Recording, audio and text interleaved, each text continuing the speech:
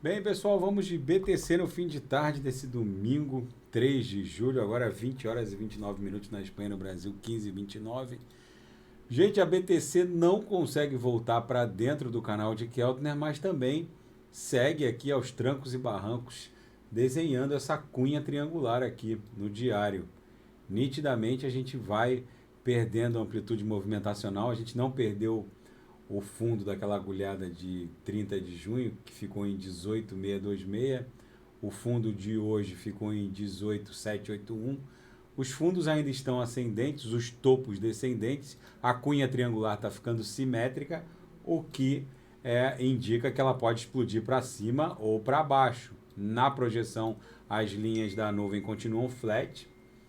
No nosso gráfico de VWAPs, né, semanal, mensal e anual, vocês vejam que a gente está com um afastamento em relação a VWAP anual, que está ali em 34.300 e pouquinho. Em termos de longevidade, a gente está protagonizando um dos afastamentos mais longevos da VWAP anual. Essa métrica aqui no par BTC-USD da Bitstamp, que é um dos mais antigos da TradingView, vocês vejam que um afastamento muito longo em relação a VWAP anual foi esse afastamento ascendente entre maio de 2017 e dezembro, que ficou 32 barras de uma semana, 32 semanas. Depois esse aqui, que ficou 35 barras de uma semana. Depois esse afastamento ascendente, que ficou 14 barras semanais. Depois esse afastamento aqui descendente, que ficou 10 barras semanais. Esse aqui ascendente, que ficou 10 barras também de uma semana. E agora a gente está nesse afastamento aqui descendente, que já está caminhando para a 11ª barra semanal a partir de segunda-feira. Vai ser a 11ª.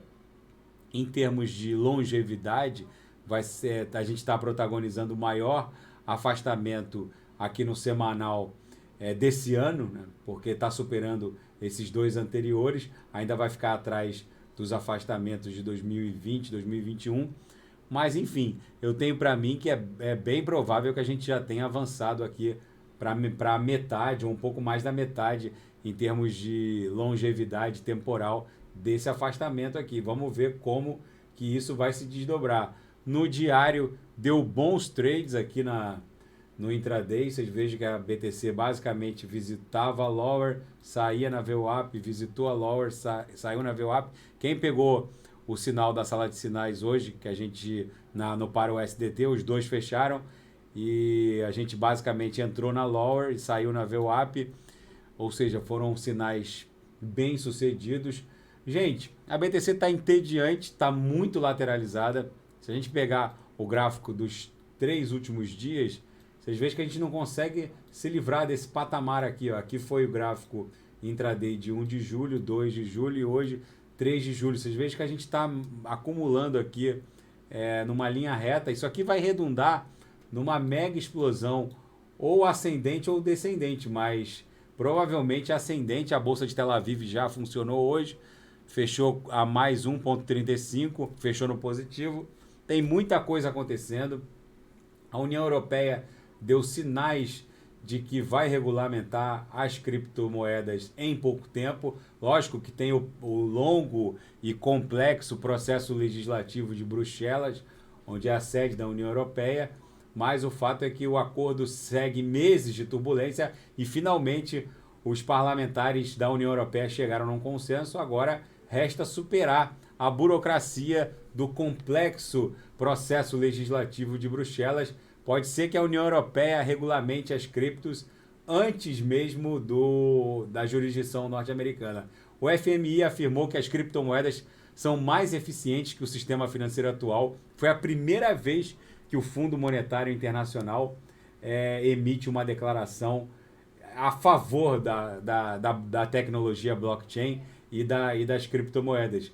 Até então, o FMI sempre tocava pau nas blockchains e nos criptoativos. Agora tem aqui uma reportagem dando conta de que efetivamente a tecnologia blockchain vai poder solucionar diversos percalços que o sistema financeiro internacional, mundial, atravessa hoje. E tem uma reportagem na Zero Hedge hoje muito interessante, dando conta e se perguntando se a sociedade, não só norte-americana, a economia norte-americana e a mundial, realmente devem pagar esse preço brutal de ver o barril de petróleo caminhando em direção a $200, talvez até mais. O JP Morgan está dando conta de $380 o barril de petróleo.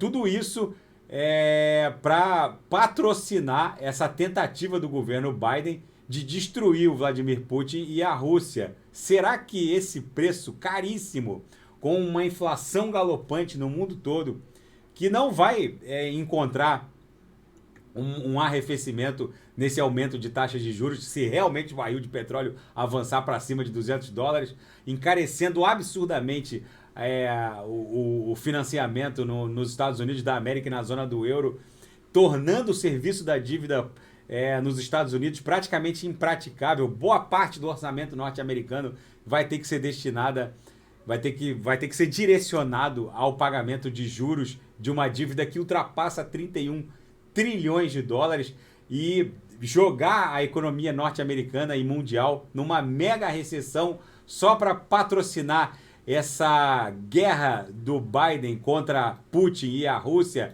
E outra, em todas as outras crises dessa magnitude sísmica, os Estados Unidos sempre tiveram uma relação muito azeitada com a Arábia Saudita e nunca deixaram o barril de petróleo explodir dessa maneira, já que a relação Casabranca e Mohammed bin Salman sempre foi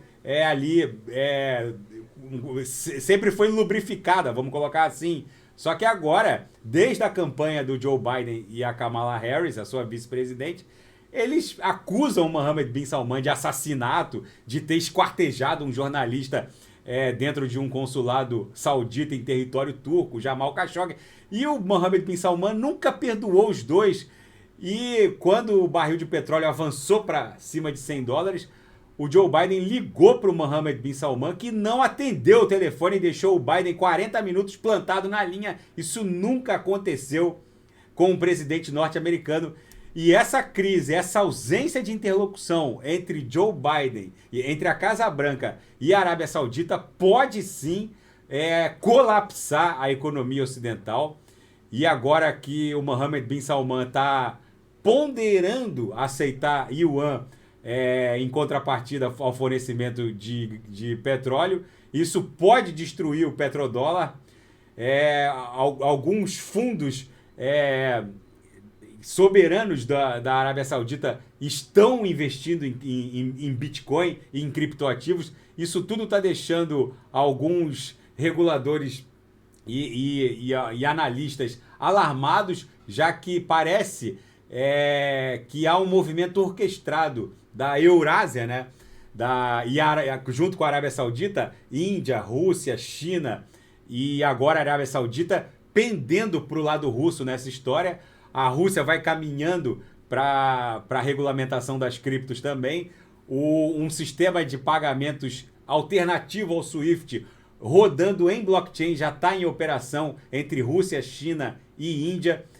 Se a Arábia Saudita acaba entrando nesse sistema alternativo ao SWIFT, é muito provável que o dólar seja destronado dessa posição privilegiada de comprar bens e serviços e commodities em qualquer lugar do mundo, simplesmente imprimindo dinheiro sem nenhum lastro para essa impressão ad infinitum de dinheiro. Ou seja, o mundo em busca de uma nova referência de valor.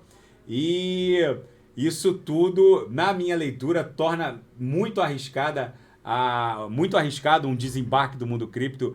A BTC já corrigiu bastante, ela se move em ciclos. É muito provável que a gente já tenha experimentado o fundo dessa história correcional.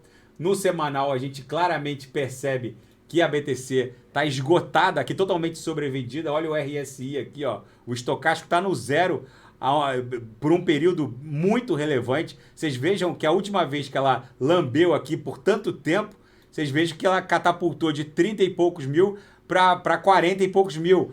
Aqui a última vez, a penúltima vez que ela fez isso também, que lambeu o fundo, ela pulou de 31 para 69, ou seja, a gente pode esperar uma movimentação parecida da BTC, ela não vai ficar nesse patamar por muito tempo, e se a BTC reagir, nem precisa voltar pro patamar do all-time high, se ela simplesmente encostar na VWAP anual, muitas altcoins vão explodir, vão mais que triplicar de valor, já que o aporte de códigos, de programação e a base de usuários vai crescendo e o crescimento dessas redes é exponencial.